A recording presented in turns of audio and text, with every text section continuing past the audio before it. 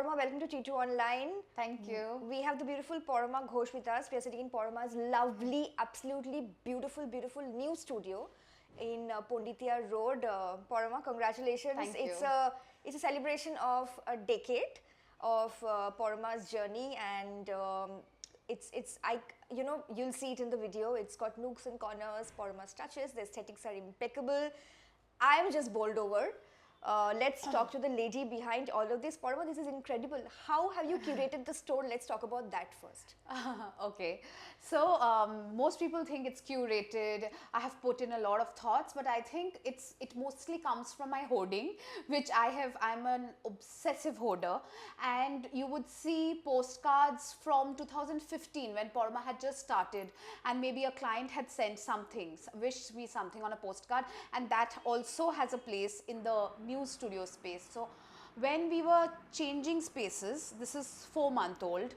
You were earlier at a Lake Terrace, and now we are at Ponditiya Road Extension, and so it is just a 5-minute walk. But what had happened was, you know, in these 6 years of Lake Terrace, whatever I had collected, I think I have brought in everything. And it's very surprising that when I went to the Lake Terrace store, we had gone with 2 suitcases. When we came to this store, Do you want to mention? 3 trucks, and we were like, Where did all this come from? Where did all these come from? This comes from obsessive hoarding. I mean, But you don't throw away anything. I don't throw away anything. This is a large part of what the studio looks like.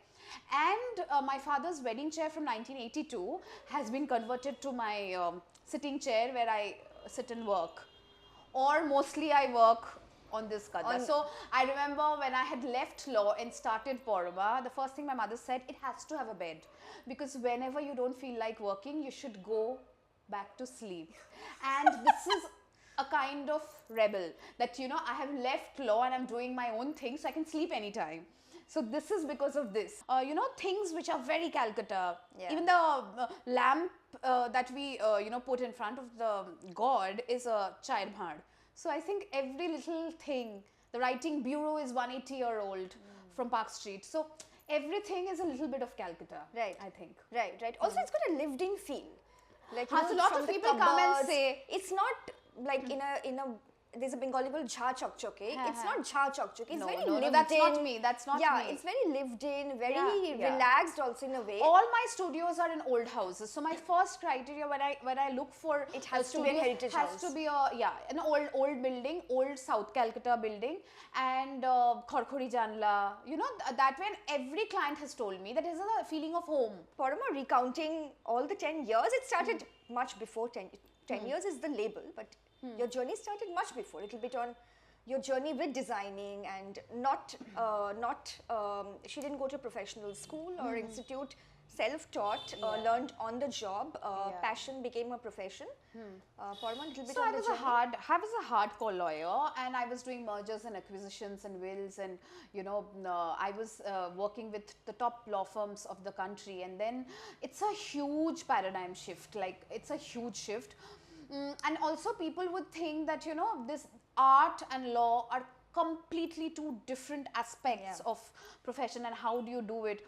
So I always wanted to do this, and like any normal Bengali middle class household would oppose that, you know, art does not have paisa.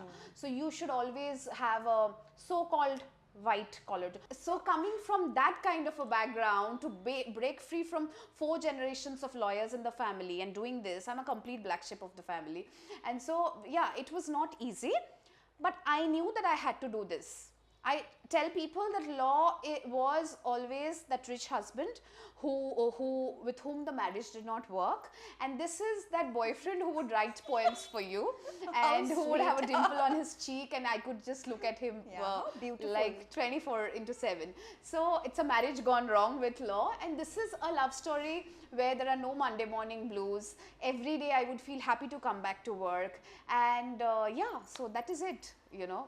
So this is the journey is, and of course it's on the go, because I had no formal training except for fine arts, which like every other Bengali Absolutely. girl or a boy would have. Yeah. So that kind of a thing obviously everyone does, but I think I've learned everything on the go. My own personal tailor was converted into my first master G, and then he had to let go all his other clients and then invest his time, energy into my business, and that is how it started.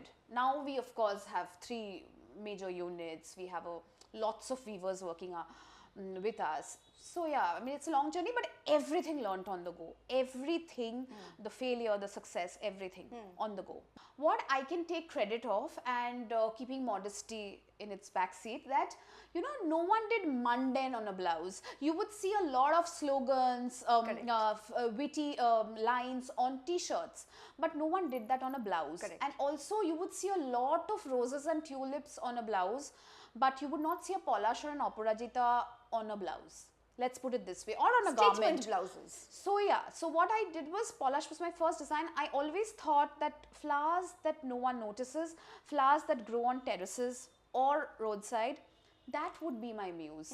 So it always started finding magic in the mundane. That is how it started. And also, would you want to experiment with your blouses? That's how it started. You couldn't find something that you would personally like to wear. Yes, that was always there. I would always wear mix and match blouses. So I got married in 2006 when I was a 22-year-old and I was in college at that time.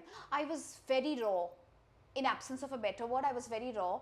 I did not think of too many pros and cons. So I wanted to start it, and I wanted to start it. It's like that. It's like getting married at 22. You don't think of anything other than looking good on your in your marriage photos. Yeah. So so it was like that. So I think somebody who's untrained, who does not know the grammar of it, sometimes they do better because they don't have any obstructions. Preconceived notions. Yeah, they don't have any preconceived notions. They have not gone to a fashion school, and then they don't know the do's and don'ts. So they do everything, and then something clicks, something don't.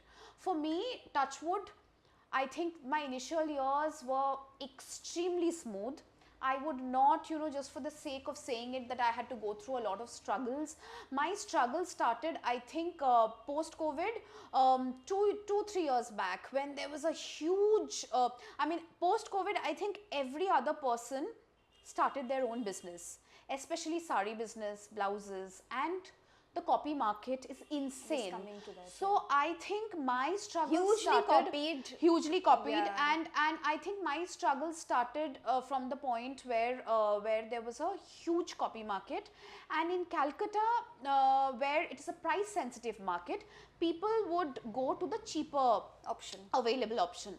My struggle started much later, and also the whole thing about social media, how, the particular format, you have to make so many reels to make yourself visible, and you have to be visible in those reels. I think that started getting onto me. Now at this point, when I've crossed 10 years, I think I'm not bothered about anything, but I also feel now I should do things which I like. You want to do. Yeah. Which has nothing to do with business. See, I did a series Nothing with to prove to anybody. I did a series with Swastika and Chopul Bhaduri, for example. What does it? It does not translate into money. It does not translate into business. It's for your soul. But it's for my soul. It is something that I want to do. So yeah, this is the time where I can push myself and do things not for money, not for business, but for art, and just for your own. Absolutely, creative. for the art and the heart. Absolutely for Right. that. Who names a child Parama? I mean, it was so controversial at that time. Really? That who names a child Parama? I mean, why would you name a child Parama? Because the film was like so talked about for wrong reasons also. Yeah. So I don't know what I would want her to wear, but I think something which is quintessential to her film also. The kind of sarees that Rakhi or Apana Sen wore in Parama, I really, really wanted to kind of recreate. And our Bodhi series, we made a series called Bodhi, where I had drawn inspirations from Parama as well. Right. Outside of India, I would definitely want a Singapore or a Dubai, and also tie up with brands in the US, so that and Outside Calcutta, where do you want? outside Calcutta, I definitely see Bangalore and Chennai have a huge fan base of Parama, and we already have our things in certain stores, but what I really want is to have a niche. I don't know whether I have a toddler now, so I really can't plan too many things. Also, I don't have a partner. I am the sole owner of Parama. So, to be very honest, and it's a bootstrap business. So, having said all these three things, Very difficult. It is. I want to tell everyone who want, men, women, whoever, who want to start their own business. One, like you have to, that should be your only goal. If you're starting something, it cannot be because someone else is doing it. So if you are like 100%, 200% passionate about something, you should start it. And then forget your sleep, forget watching films, forget everything, and just do that. At least for the first few years, you just have to do that and sacrifice everything. Everything. Can't think about profit also. You can't even think of, you can't think of anything, and just do what you're doing. And if you have crossed 5 years doing what you're doing, then you're on the right track. You're on the right path. It can never be, I have done it for 6 months and I saw no success and I leave it. It cannot be like that. It cannot be like that. We wish Parama years and years and years of success, growth, lots of stores, a meeting with Sabyasachi Mukherjee, of course, maybe a collaboration with him, why not? Let's manifest it, and all the best, Parama. Thank you. Many congratulations once again. Thank you. It was lovely chatting with you. I'm going to take some pictures now, so stay tuned to T2 Online for more such fun interviews. Thank you.